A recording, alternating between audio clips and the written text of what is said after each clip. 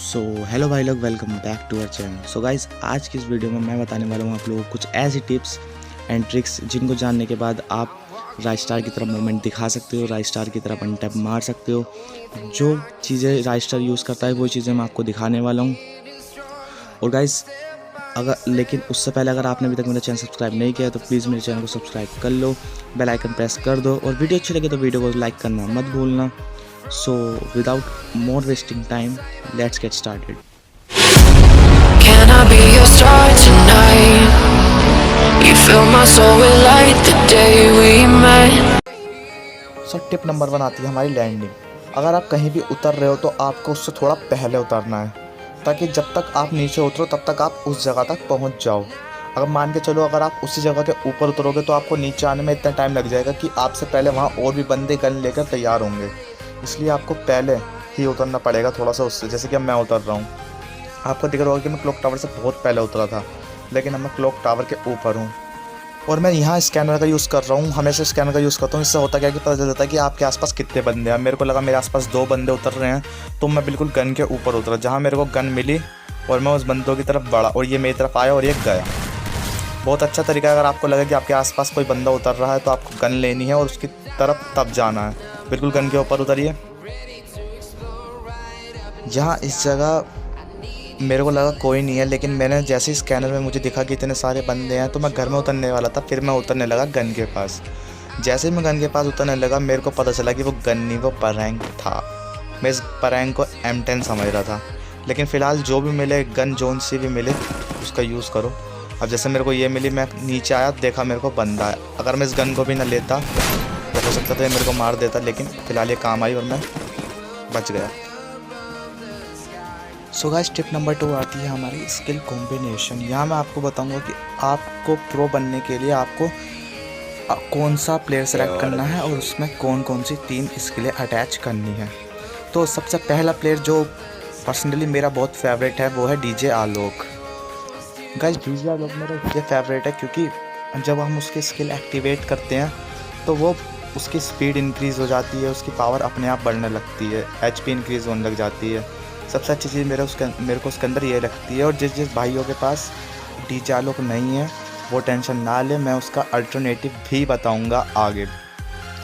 सो DJ आलोक, अगर आपके पास DJ आलोक है तो आपको नंबर 1 प्लेयर पे आपको डीजे आलोक सेलेक्ट करना है, अदरवाइज़ मैं आपको इसका अल्टरनेटिव भी बता दूंगा।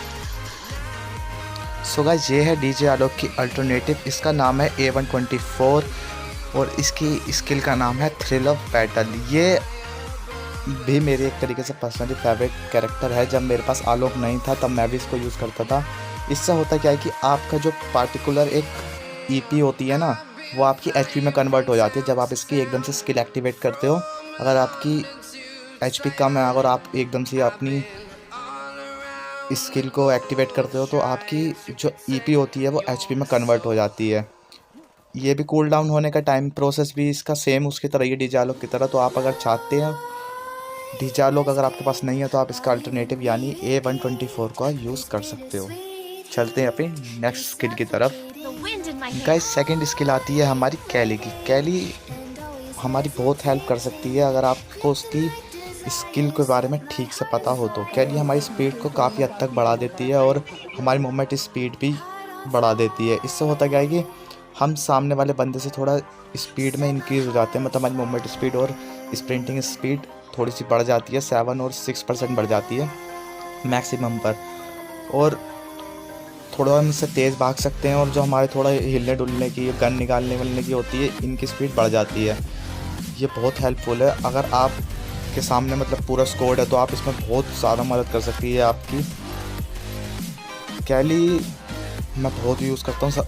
अगर आप कैली आप दोनों में यूज़ कर सकते हैं, क्लैश स्क्वाड में भी और क्लासिक में भी और रैंक में भी, दोनों के रैंक में भी यूज़ कर सकते हैं। चलते हैं अपनी अगली स्किल की तरफ, वो है जोटा। जोटा हमारे लिए, मेरे लिए खासकर ये भी मेरा एक पर्सनली बहुत फेवरेट है, क्योंकि जब भी आप किसी बंदे को मारते हो तो वो आपकी 37 HP बढ़ा देता है। मान के चलो आप पूरे स्क्वाड के अगेंस्ट खेल रहे हो और अगर आपके सामने कोई 3 या 4 बंदे भी हैं तो अगर आप उनमें से किसी एक को ही मारते हो तो आपकी 37 HP प्लस हो जाती है। बहुत अच्छी है अगर आपको यूज़ करनी आती है तो।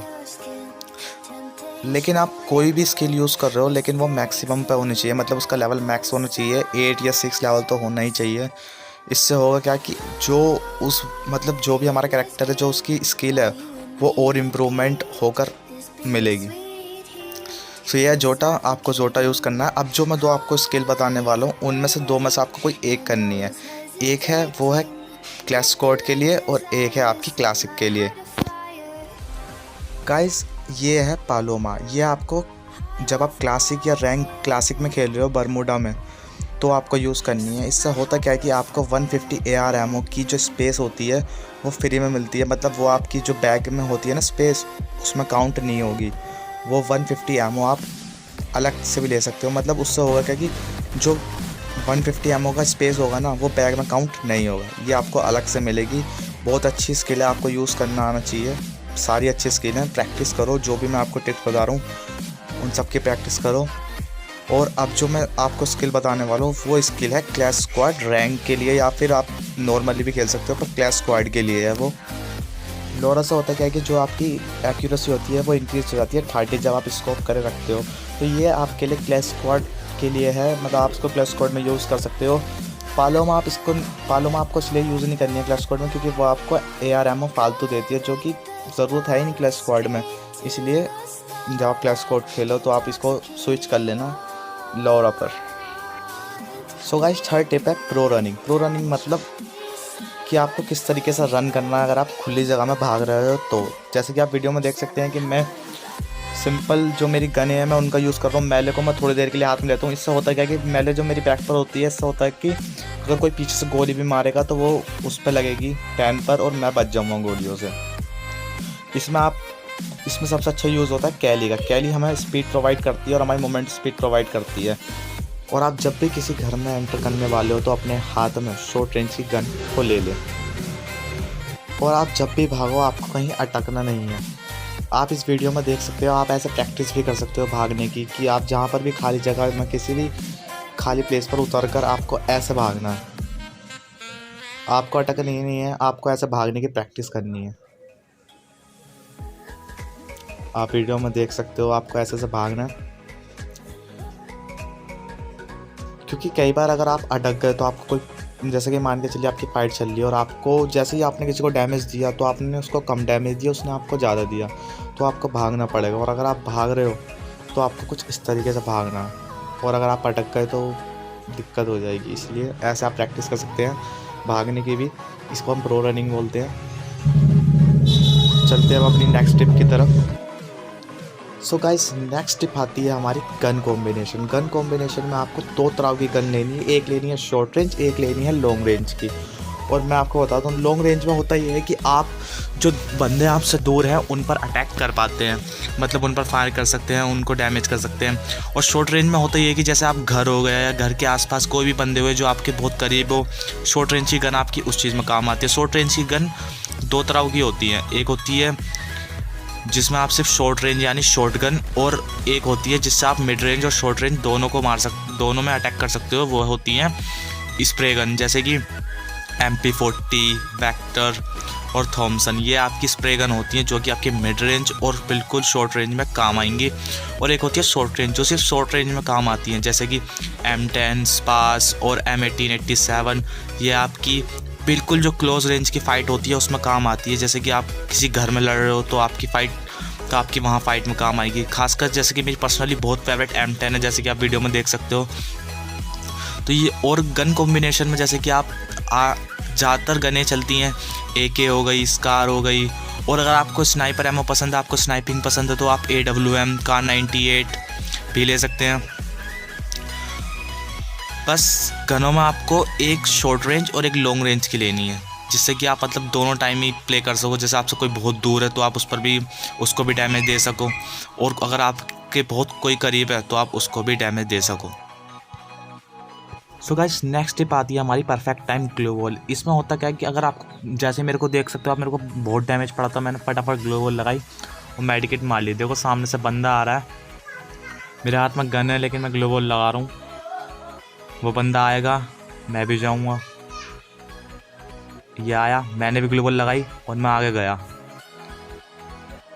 और अगर आपको मतलब जैसे अगर आप भी ग्लू वॉल के पीछे हो, सामने वाला बंदा भी ग्लू वॉल के पीछे, तो आपको घूम के जाना चाहिए। यहाँ मैं नहीं जाऊँगा, मैं उसका वेट करूँगा उसके आने का।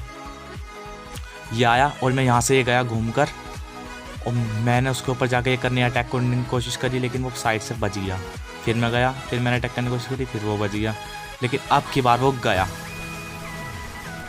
इसलिए मेरी गन M10 फेवरेट है, जो कि क्लोज रेंज में बहुत अच्छी वर्क करती है। तो गाइज़ आप यहाँ देख सकते हैं कि यहाँ मैं डैमेज्ड हूँ और मैं यहाँ मेडिकेट मारने वाला हूँ, लेकिन सामने से ट्रक आ रहा है तो मैं बाहर नहीं निकल सकता। इधर मेरे को गोली पड़ी और मैंने तुरंत ही ग्लू वॉल लगा दी। इसे कहते हैं perfect time glue wall. So guys हमारी फाइनल 6 टिप आती है रश टिप। इस टिप में मैं आपको बताऊँगा कि आपको अटैक या रश करना हो तो आपको कैसा करना चाहिए। ये बहुत इंपॉर्टेंट टिप है और फाइनल टिप है। गाइस अगर आप कभी भी किसी बंदे के ऊपर रश करने वाले हो या अटैक करने वाले हो, तो आपके पास ये अगर ग्लू वॉल है तो बहुत अच्छी बात है। आपको कुछ नहीं करना, पहले उस बंदे को गन का स्प्रे देना है। अगर आपके पास MP40, अगर आप MP40 या फिर वेक्टर या फिर थॉमसन यूज़ करते हो तो आपको उसको गन का स्प्रे देते ही ग्लू वॉल लगा देनी है। ग्लू वॉल को हमेशा अपने स्क्रीन पर रखो, जैसे मैंने रखी, आप देख सकते हैं मेरी 5 ग्लू वॉल है। मैं टच करते ही सीधा ग्लू वॉल लगा सकता हूँ। आपको तुरंत ही ग्लू वॉल लगा देनी है।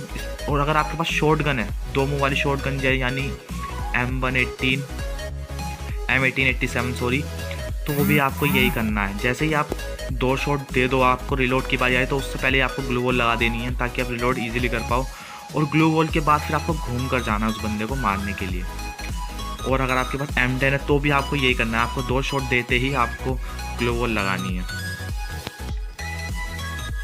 और गाइस आप सामने वाले बंदे को कितना भी डैमेज दे लो, उसको कितना भी डैमेज दे दो, आप उसको कितनी भी गोली मार दो, पर कभी भी भागते हुए उसकी तरफ वर्टिकली मत जाना, मतलब सीधा उसकी तरफ मत जाना। आपको जाना है तो घूम कर जाना है, आपको साइड से घूम कर जाना है, तब आपको उसको मारना है। और अगर सामने वाला बंदा आपकी तरफ आ रहा है तो आपको दीवार के पीछे से कूद कर उस पर फायर करना है ईजीली। अगर आपके पास शॉट गन है तो आपके 2 शॉट में वो डाउन हो जाएगा। अगर आपके पास MP40 है तो भी वो डाउन हो जाएगा उसके एक स्प्रे में ही। इससे होगा कि और आपको जब भी सामने वाले बंदे को गोली मारे तो जो आपका फायर का बटन है उसको ऊपर की तरफ स्वाइप करे, आराम से ऊपर की तरफ स्वाइप करे। जितना आपसे ज़्यादा दूर हो आपको उतना आराम से ऊपर की तरफ स्वाइप करना है बटन को।